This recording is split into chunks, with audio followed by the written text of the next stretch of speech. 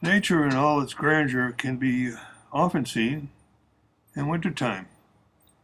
We're looking at some maple trees along a highway.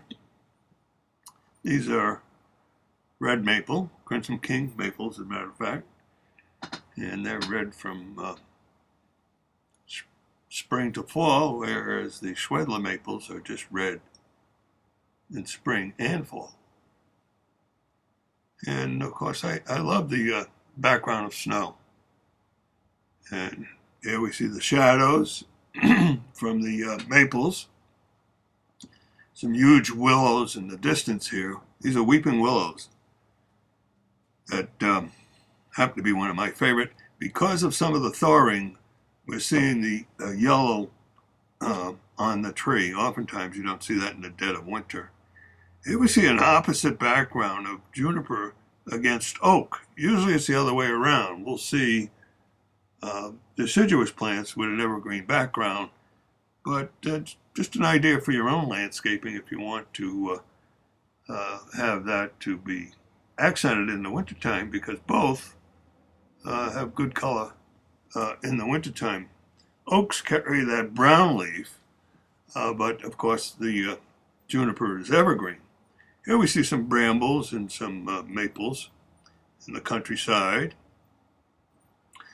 And typical New England stone wall. We're in farm country. And Acer rubra is the most common maple that we'll see in low-lying areas. Usually when it's wet, you'll see more maples.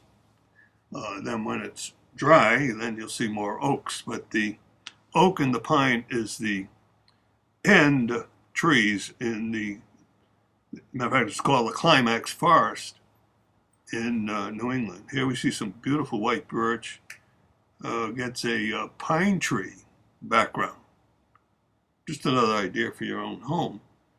And some maples again here in the clearing near this farm.